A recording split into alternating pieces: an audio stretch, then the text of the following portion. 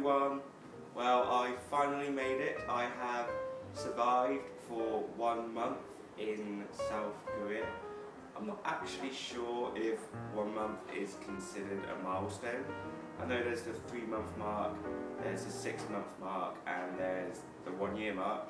But I'm going to take this 1 month and say that it is a milestone, because this is the first time that I have lived in a country by myself, so I am quite proud that I've kept myself alive for this long. This video is just going to be quickly about what I've been doing for the last month and what I hope to do in the future. So quickly, for those who don't know, I'm working in the Hog1, which is a private school. As Hog1s go, I think I've got a pretty good one. I will do a separate video on my school for those that want to know a bit more about it. But I'm just going to talk about all the fun and cool stuff that I've been up to in South Korea. I've met a load of new friends. Majority are they're all teachers, I think. Some from my school and met their friends, so I've met a good group of people. I've experienced my first, my first soju, and you know, it wasn't too bad. The first one I had didn't actually taste of anything, but then I had a couple more, and it started kicking in, and yeah, it kind of hit me pretty bad. I've had multiple trips going into Seoul on the subway. I live just on the outsides of Seoul and Incheon, and I've had some interesting experiences each time. Every time I've gone in, there's always been an older man, like I'm not talking about a man over 70, coming up to talk to me, which is quite nice. You know, they're being very friendly, but they always seem to be over friendly. I don't know what it is. No one else really talks to me. I mean, I'm a foreigner, so I get stared at quite a lot. But these older men, you know, they kind of like talking to me, and they're nice. They ask me sort of how I am and what I'm doing here, and if I like Korea. But yeah, they seem to be really fascinated with me, so that's kind of interesting. That seems to happen every time I go into Seoul on the subway. There was one incident when I was coming back home. To get from where I live to Seoul on the subway takes it could probably take up to an hour, which is a long time to stand because the subway's always packed and I'm always standing on them. And so the fact that I stood all the way into Seoul and I walked around like the Myeongdong area or Itaewon, and then I would have to stand coming back. My feet would be throbbing and I'd be in a lot of pain.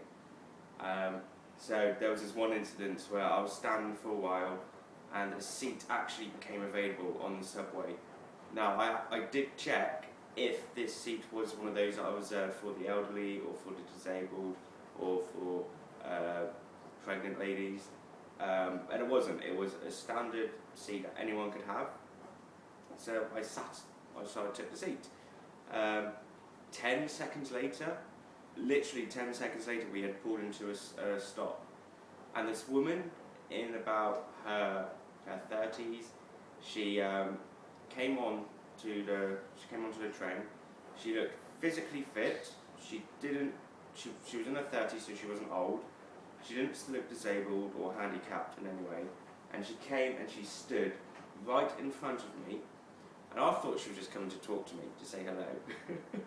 And I sort of looked up at her, and she did this. She grunted me out of the seat, and I was a bit, what? Sorry, what?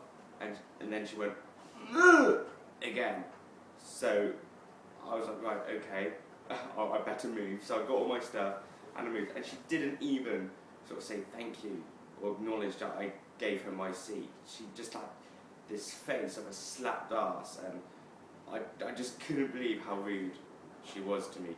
And the fact but the weird thing was, there were other seats sort of available, but she just came up to me to move.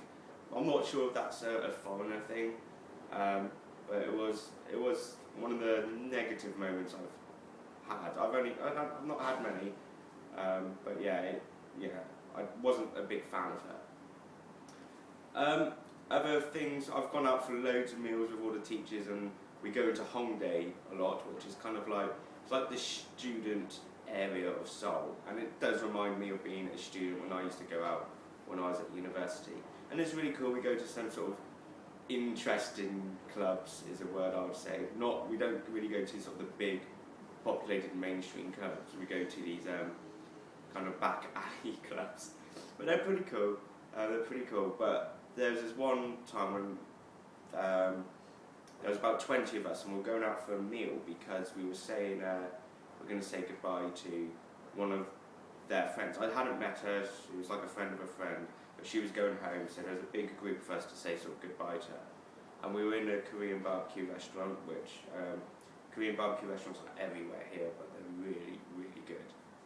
And you know, if there's 20 of you and it's a celebratory thing, you're going to be loud, you're going to be noisy, you're going to have a lot of fun, and that's what we were doing.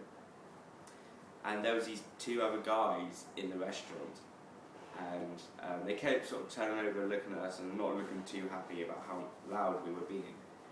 And you have to bear in mind, there was a mixture of British, American, South African, Korean, Australian, I think that was about it. So there's a big eclectic group of us.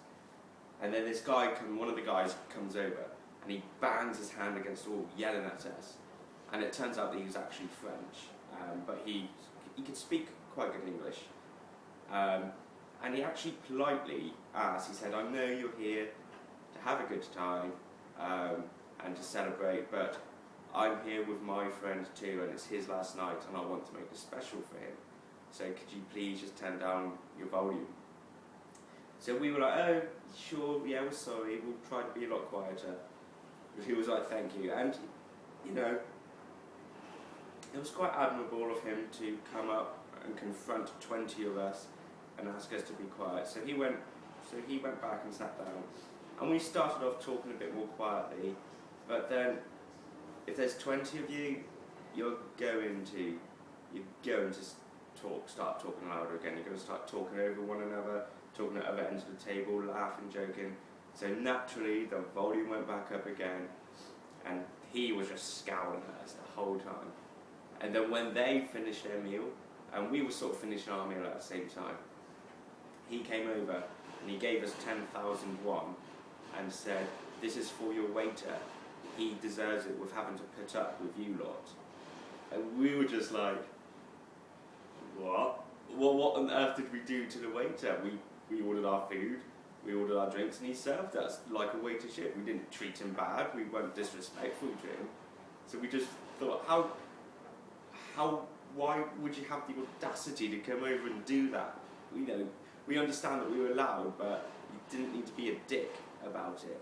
But then, they left, and then we all started leaving, like about 5-10 minutes after they had gone.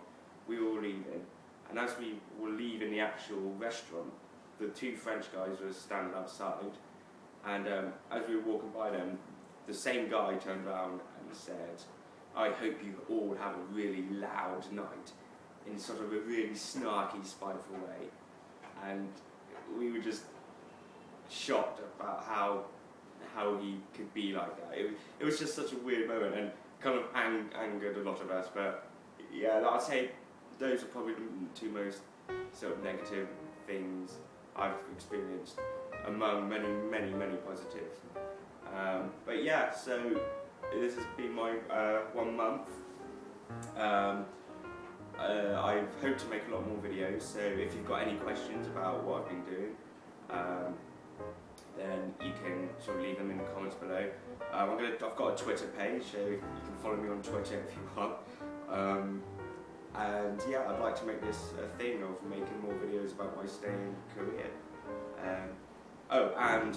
Before I go, this weekend just gone, I actually went to the Burning Man Festival, which is this sort of big, free, hippie-esque festival with DJs and dancing and just loads of crazy things, and it was such an amazing experience. And I didn't actually sleep. I got there about 3 o'clock in the afternoon on a Saturday, and I didn't go to bed until about 11 o'clock in the evening on Sunday. But yeah, it was a wild time. So I'm going to end this video with some photos of some of my time at the Burning Man. And yes, I hope you enjoyed them. And that's it for now. Ask me questions and I will make some more videos. Bye!